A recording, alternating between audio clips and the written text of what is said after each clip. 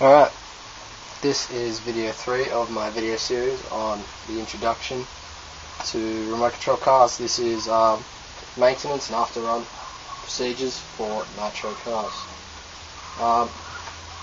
So what you want to do after you've run your car for the day, you're going to pack it up for the night, for the week, for whatever. This is just the procedure you should do to ensure that the next time you go to start it, it will start and it will run properly.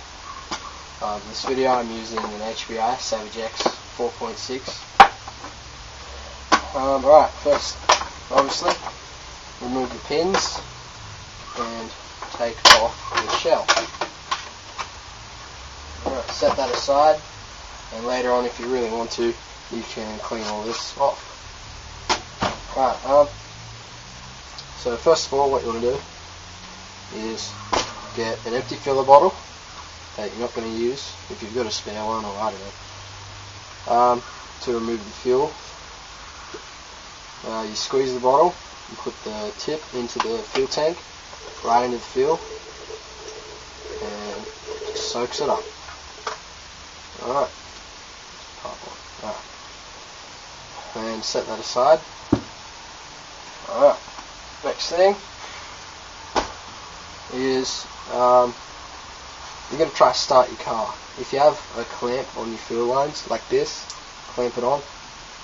If you don't, you can remove the fuel line, or you can use a pair of pliers to pinch it for the carburetor. Carburetor is this needle here. Should be a little valve where the fuel line is onto, in case you don't know. You don't need to pull this one off that goes from the top of the fuel tank to the exhaust. That's okay. But yeah, pull that off, and whatever starting system you have, you could have the Traxxas Easy Start. What you want to do is try to start the car. You have a rotor start, put the glow plug in, and try to start it. Alright, fuel's out, and if you have a pull start, obviously you want to put the igniter in and pull on the pull starter. So once you've done that, make sure that the car won't start and there's no fuel in the engine. What you can do is you get a brush before you pull the air filter off to put oil in it. You dust around the carburetor, you dust around anywhere where dust from pulling that off might fall into there, because you do not want dust in your engine. Alright, once you've done that, you can use a brush, and after that, what I do is I use some air and just blow away any dust.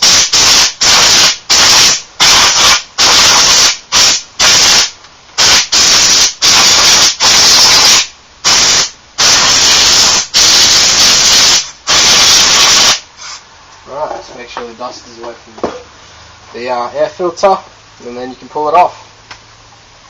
Alright, so once you got your air filter off, I'll have another video up of cleaning the air filter.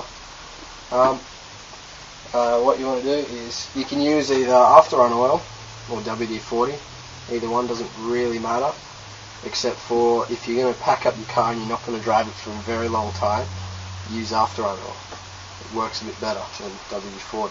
That's just one thing I do recommend. If you're not going to use it for a long time, like more than a month, use afterrun oil.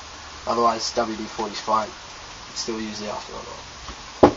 Alright, once you've removed the air filter, get your 4-way wrench and remove your glow plug. And what you can do is pull the glow plug out of this wrench and you can test it. I don't know if you can see this, but stick it into the glow plug, the igniter, and it should light up all the way. If you can see that the coil in there is damaged in some way, it may be broken, like it may be a good idea to get a new glow plug. I don't know if you can see that, but yeah. Then what you want to do is grab the afterrun oil, and you want to put a drop in the carburetor and a drop or two into the top of the engine head. No more than 3 drops in the entire engine. Alright, so it's 2 in the top one of the carburetor. If you're using WD-40, use this little bit, and you spray a 1 second burst into the carburetor and a 1 second burst into the top of the engine head, into the glow plug hole.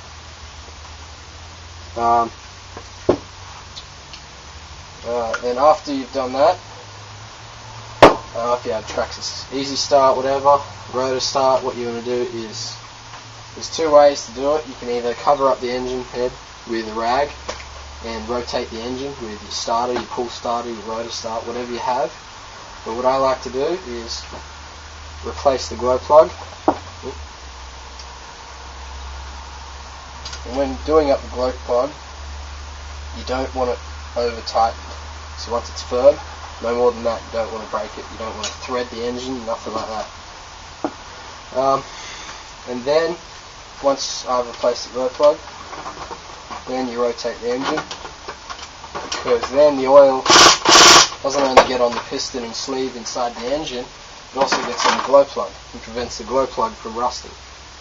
The point of putting oil in the engine is because the fuel, this is alcoholic, and if you don't know, alcohol, it absorbs moisture pretty much, and it'll attract it into the engine. It could rust it out, damage it, and the next time you go to start it, it might not work, or it might not start very easy.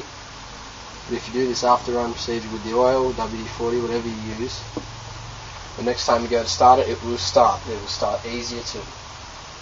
Alright, then you can either replace your fuel line or unclip it. Doesn't matter. Or you can leave it if you're going to leave it for a few months, or if you're going to leave it for a couple of weeks. Leave that clamp on there, or leave it off the carburetor. You don't want any fuel flowing into there. And replace your air filter. Put that on there. Alright. Next thing you want to do is go over the truck with either your 4-way wrench and tighten up the wheel nuts. I use this. Tighten them up, make sure they're tight, especially on the left hand side, because the wheels rotate the opposite way to the screws, so it could undo them. Next thing you want to do is grab a screwdriver or a hex wrench and tighten up every screw on the car, no matter where it is. Could be underneath, could be on the chassis. Holding in the engine is most important. You don't want your engine to wobble free, so you want to tighten up every single screw. And this will just ensure that the next time you go to run it, nothing's going to fall out or fall off. This is something, you need to do this. If you don't do this, it could be very dangerous for the car. It could break any part, but if the engine comes loose, it could strip the spur gear, anything. But yeah, if you do these things, the car will be in top condition and ready to drive every time. Alright, thanks for watching my video. Please rate, comment and subscribe. And the next video will be, I'm not sure. Alright, thank you. I'll post any comments. I'll be glad to help you.